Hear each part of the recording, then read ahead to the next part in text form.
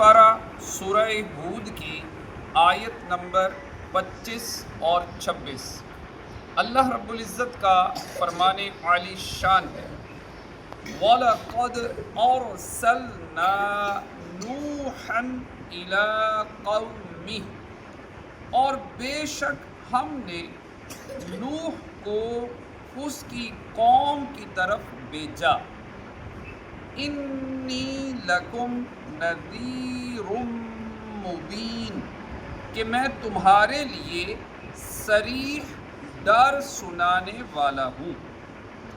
اللہ تعالیٰ کا اپنی کتاب قرآن پاک میں یہ طریقہ ہے کہ جب کفار پر دلائل قائم فرمائے، انہیں عذاب سے ڈرائے اور ان کے لیے مثالیں بیان فرمائے، تو اس کے بعد گزشتہ انبیاء علیہم السلام اور ان کی امتوں کے بعض واقعات بھی بیان فرماتا ہے تاکہ یہ کسی طرح ہدایت حاصل کریں۔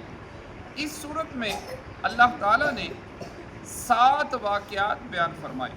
نمبر 1، حضرت نوح علیہ السلام اور ان کی قوم کا واقعہ۔ نمبر 2، حضرت ہود علیہ السلام اور ان کی قوم کا واقعہ۔ نمبر 3، حضرت صالح علیہ السلام اور ان کی قوم کا واقعہ۔ نمبر 4، حضرت ابراہیم علیہ السلام کا فرشتوں کے ساتھ واقعہ۔ نمبر 5، حضرت لوط علیہ السلام اور ان کی قوم کا واقعہ۔ نمبر 6، حضرت شعیب علیہ السلام اور ان کی قوم کا واقعہ۔ نمبر 7، حضرت موسیٰ علیہ السلام کا فرعون کے ساتھ واقعہ۔ یہ تمام قصے زمانے کی ترتیب کے مطابق بیان فرمائے۔ اس آیت کا خلاصہ یہ ہے کہ جب اللہ تعالیٰ نے حضرت نوح علیہ السلام کو ان کی قوم کی طرف بھیجا تو انہوں نے اپنی قوم سے فرمایا، اے میری قوم، میں تمہیں اللہ تعالیٰ کے حکم کی مخالفت کرنے اور اس کے علاوہ کسی اور کی عبادت کرنے پر اللہ تعالیٰ کے عذاب کا صریح ڈر سنانے والا ہوں۔ اللہ تعبدوا الا اللہ، کہ اللہ کے سوا کسی کو نہ پوجو۔ انی اخاف علیکم عذاب یوم علیم، بے شک میں تم پر ایک مصیبت والے دن کے عذاب سے ڈرتا ہوں۔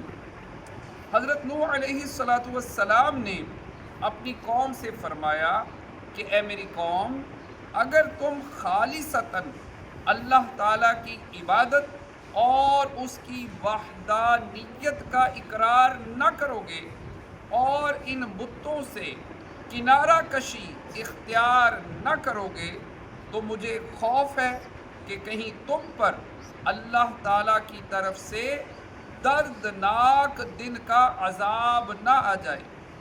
دردناک دن سے مراد یا تو قیامت کا دن ہے یا طوفان آنے کا دن، اور دن کو مجازی طور پر دردناک اس لیے فرمایا گیا کہ دردناک عذاب اس دن نازل ہوگا۔ حضرت عبداللہ بن عباس رضی اللہ تعالی عنہما فرماتے ہیں کہ حضرت نوح علیہ السلام 40 سال کی عمر میں مبعوث ہوئے، یعنی نبی بنائے گئے، اور 950 سال اپنی قوم کو دعوت فرماتے رہے، اور طوفان آنے کے بعد 60 برس دنیا میں رہے، تو آپ علیہ السلام کی عمر مبارک 1050 سال کی ہوئی۔ اس کے علاوہ عمر شریف کے متعلق اور بھی مختلف اقوال ہیں۔